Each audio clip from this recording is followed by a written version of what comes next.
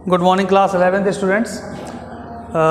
कबीरदास जी का जो ये पाठ है जो आप लोगों को दिया गया है, इसको मैंने 3 क्लासों में डिवाइड किया है। इसके पहले मैं 2 क्लासों में इस पूरे लेसन को एक्सप्लेन कर चुका हूँ। आज की ये 3rd क्लास है, इसलिए इसको मैंने पार्ट 3 लिखा हुआ है।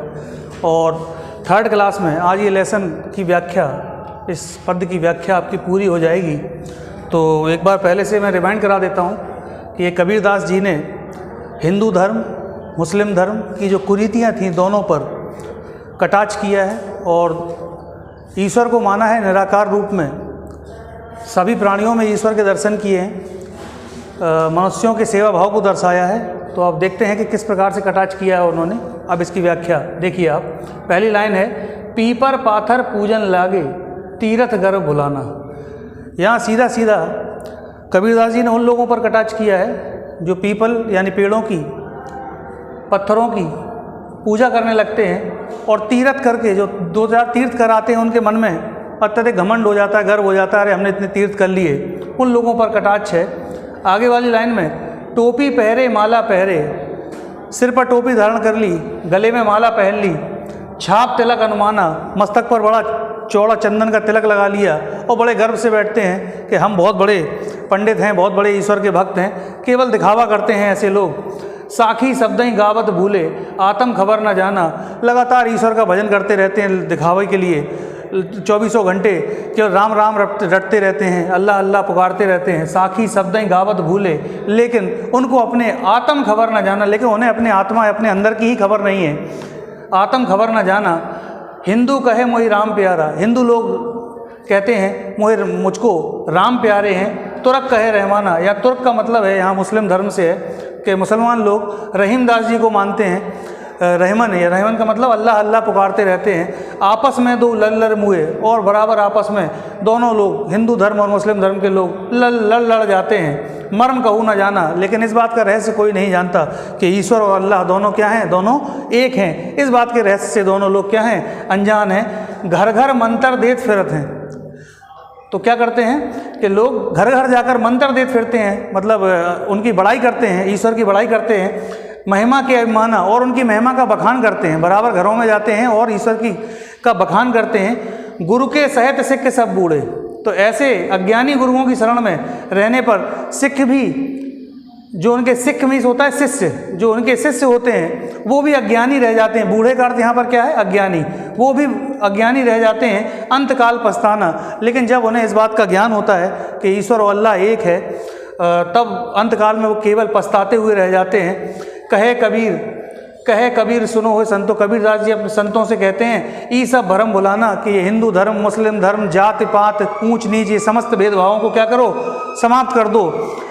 कहते कहो कहा नहीं माने, लेकिन लोगों से कितना भी कहो कहा नहीं माने, लेकिन इस बात को नहीं मानते, कहा नहीं माने, कहना नहीं मानते।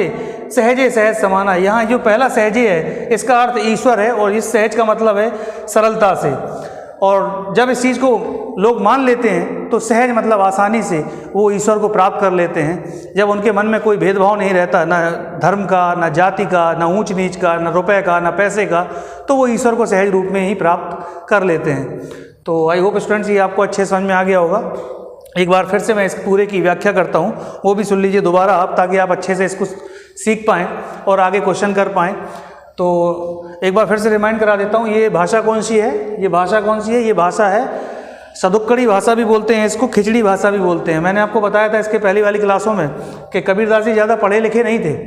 कबीरदास जी ज़्यादा पढ़े लिखे नहीं थे, इसलिए उनकी भाषाओं में सभी भाषाओं का मिश्रण देखने को मिलता है। इसलिए इनकी भाषा को खिचड़ी भाषा या सदुक्कड़ी भाषा भी कहते हैं। तो फिर से मैं एक बार व्याख्या करता हूँ, आप सुन लीजिए अच्छे से, ताकि आपको ये पूरा चैप्टर अच्छे समझ में आ जाए। पीपर पाथर पूजन लागे तीरथ गर्भ भुलाना। जो लोग पीपल यानी पेड़ों की पूजा करते हैं, पत्थरों की पूजा करते हैं, 2-4 तीर्थ कर लिए, उन्हें अपने ऊपर अभिमान हो जाता है। टोपी पहन लेते हैं, गले में माला पहन लेते हैं, मस्तक पर तिलक लगा लेते हैं और अपने ऊपर अहंकार करते हैं। साखी शब्दें गावत भूले, बराबर ईश्वर का गुणगान करते रहते हैं, लेकिन उन्हें अपने आत्मा की ही खबर नहीं है, अपने अंदर की ही खबर नहीं है। हिंदू लोग राम को प्यारा बताते हैं और मुसलमान लोग अल्लाह को प्यारा बताते हैं। आपस में दोनों धर्म के लोग लड़ जाते हैं, लेकिन इस बात का रहस्य कोई नहीं जानता कि ईश्वर और अल्लाह क्या हैं, दोनों एक हैं। घर घर मंत्र देत फिरत हैं, बराबर एक दूसरे के घरों में जाते रहते हैं और ईश्वर का बखान करते रहते हैं। महिमा के माना, महिमा बराबर एक दूसरे की बताते रहते हैं। गुरु के सहित शिष्य सब बूढ़े, ऐसे अज्ञानी गुरुओं की शरण में जाने पर वो शिष्य भी अज्ञानी रह जाते हैं। अंत काल पछताना, और अंत में जाके वो क्या करते हैं, अंत में सब पछताते रह जाते हैं। कहे कबीर सुनो हो संतो, कबीरदास जी संतों से कहते हैं ये सब भरम भुलाना, कि ये सारे धर्म ऊंच नीच जात पात, रुपया पैसा, धनी अमीर गरीब, ये सारे भरम अपने मन से भुला दो। लेकिन ऐसे इन लोगों से कहते कहो, कितनी भी बार कहो, लेकिन ये लोग नहीं मानते, और जब मान लेते हैं, जब इस चीज़ का उन्हें एहसास हो जाता है, तो ईश्वर उन्हें सहज रूप में ही प्राप्त हो जाता है। तो आई होप स्टूडेंट्स आपको इसकी व्याख्या अच्छे से समझ में आ गई होगी। अब अगली क्लास में मैं इसके क्वेश्चन आंसर कराऊंगा। शब्दार्थ मैंने कहा था कि नहीं लिखाऊंगा, 11th क्लास को पुराने ढर्रे पर नहीं चलाऊंगा, केवल 1-2 शब्दार्थ इसमें कठिन है, जैसे ये सहजे मीज था ईश्वर, और ये सहज माने सरलता यानी आसानी से, यहाँ बूढ़े का मतलब अज्ञानी है, तो सिख मीज शिष्य, तो एक आध ही वर्ड मीनिंग इसमें कठिन है, बाकी सब इजी है। तो बाकी अब नेक्स्ट क्लास में। Thank you.